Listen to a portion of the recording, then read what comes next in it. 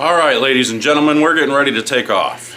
We got I don't know, it's like 4.5, 5 hour drive to Indianapolis for the US Open Pro Tour Qualifier. I think that's what PTQ stands for.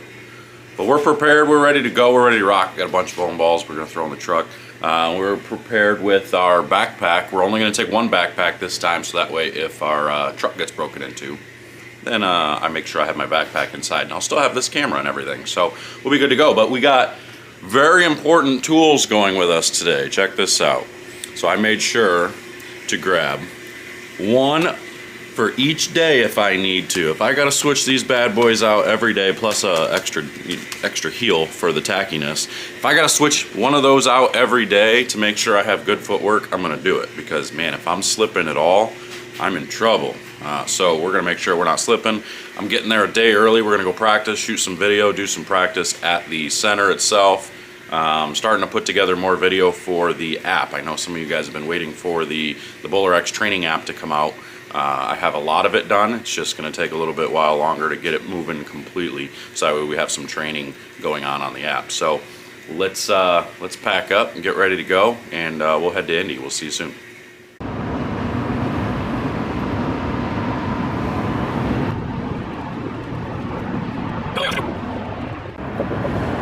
All right, on the road.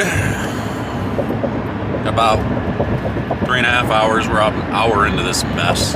People won't get up out of the way. But that's okay. Probably shouldn't be speeding anyway. But I got my crack coffee from Speedway.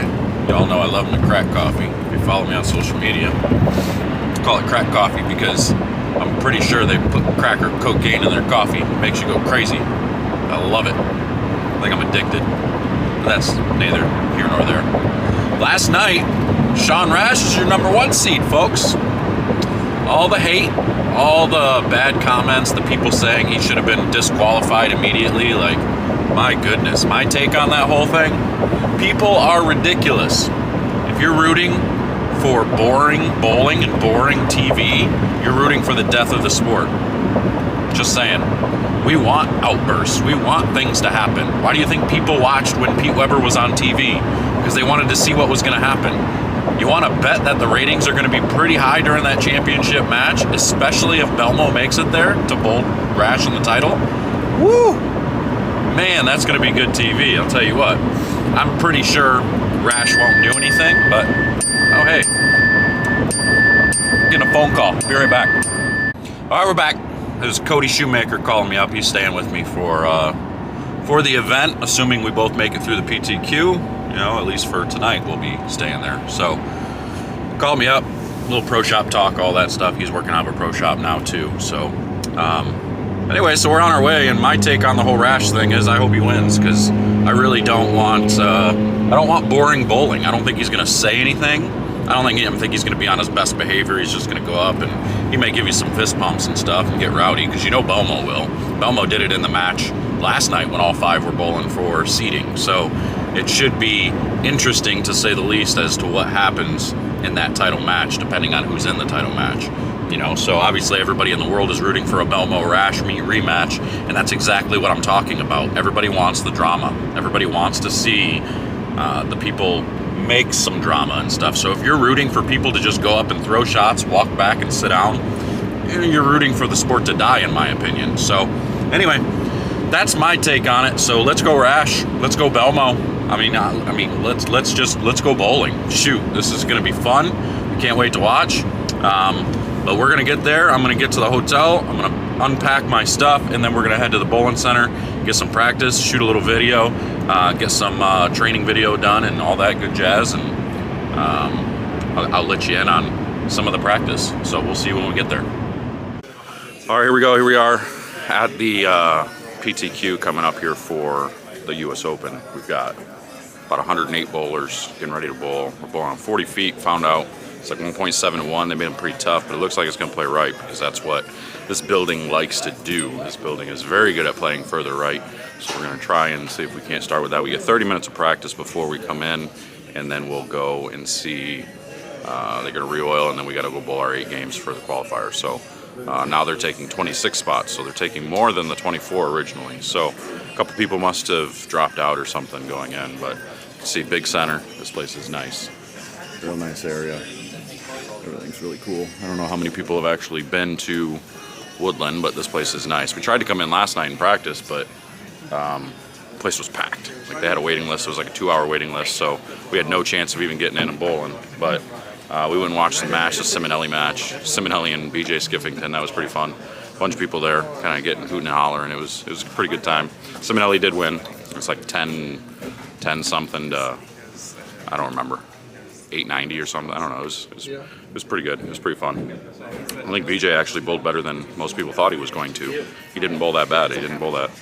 He didn't really keep up, but he didn't bowl that bad considering what who he was bowling against and what he was bowling on that dragon pattern. So I thought it was pretty cool. So I guess shout out to him. He did pretty well, and actually showed up and held his word for the competition there. So pretty neat. But we're gonna bowl. I'm gonna get some footage here. Got 30 minutes of practice trying to figure out, is urethane going to be dominant? I have no idea. We'll see. We got a lot of purple balls on the rack already. Everybody wants to at least check them out. But I got a swag ball. I got that Joker Wild short pin up there, and then I got an Altered Reality short pin that's going up there. So we'll see how much control we need, and then we'll kind of figure it out from there. But let's go.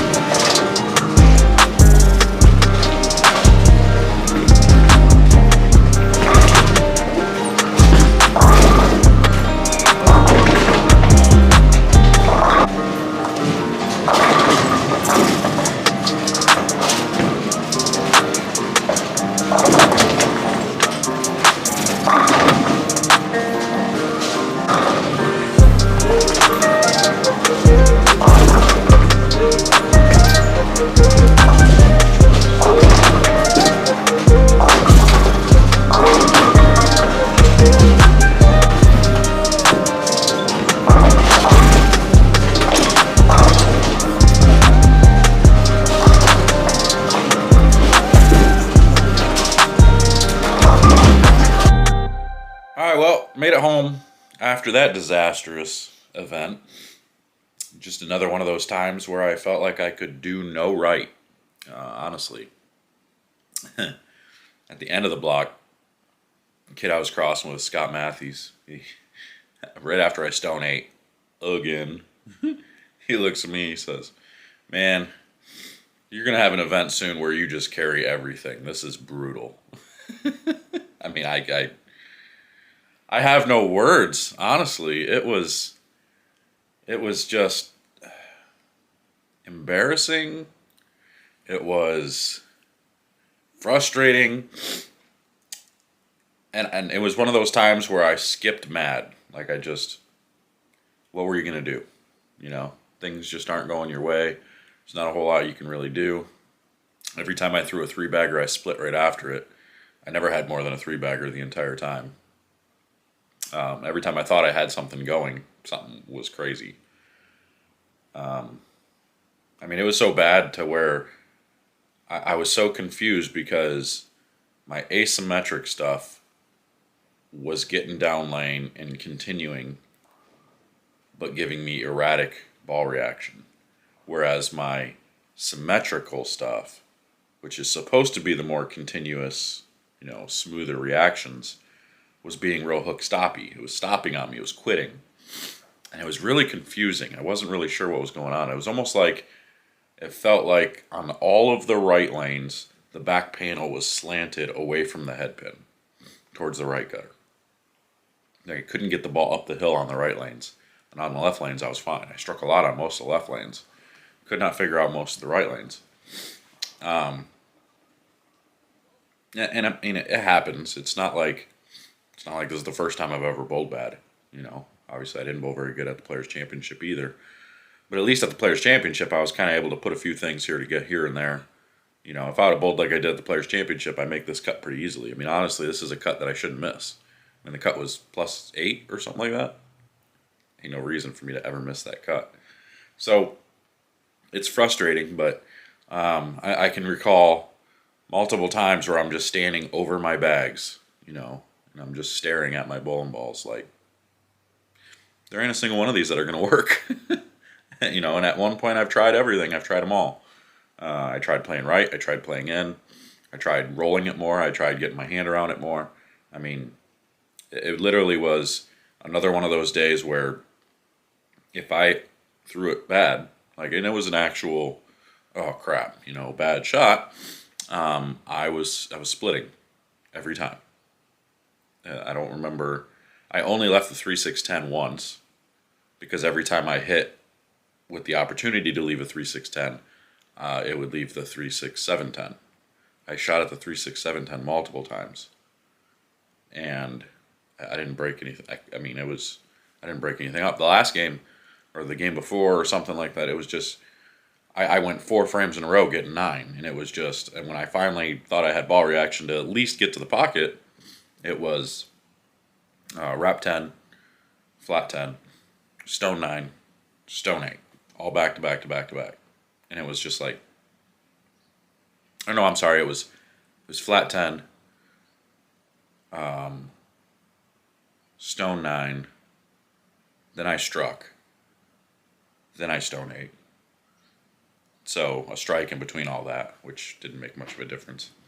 But I mean, it was just, it was one of those days where, you know, I couldn't figure out how to get my ball to do the right thing because I couldn't get my ball roll to match up. And that's frustrating because I feel like I'm pretty versatile. Like, I can do pretty much whatever I want with a bowling ball. And I just couldn't figure out what the lanes wanted. I couldn't see the picture. I couldn't get it. I couldn't give the lanes what they wanted. And I had the leader, Snodgrass, was to the right of me the entire time. I tried doing the things that he was doing, and I couldn't get my ball to do what his ball was doing. And it's not like he was doing anything special. You know, he started out, you know, left of the track, throwing it to 5-6 down lane with that 3D offset to start. And it just, you know, he just kept migrating left. And he just kept trying to get it to that, you know, 5-6, eventually to the 7-8, you know, range down lane. And his ball would pick up the lane and kind of roll off of it and go through the pins. Mine, if I tried to get it to do that, mine wouldn't see it, and it'd go past it, and I would 2-8-10. And if I tried to change hand position enough to get it to start up sooner, it would stand up in 4-pin, or stand up in flat 10, or stand up in big 4, or, you know, 3-6-7-10, or something like that. So then I'd move left off of that 3-6-7-10, and then it would go right back to the 2-pin type ball reaction. That's when you know you're outmatched up. So then you're like, okay, I'll go a little bit further left, and I'll just get my hand around it, see if I can kind of circle it a little bit more to that spot. Still, same type of thing.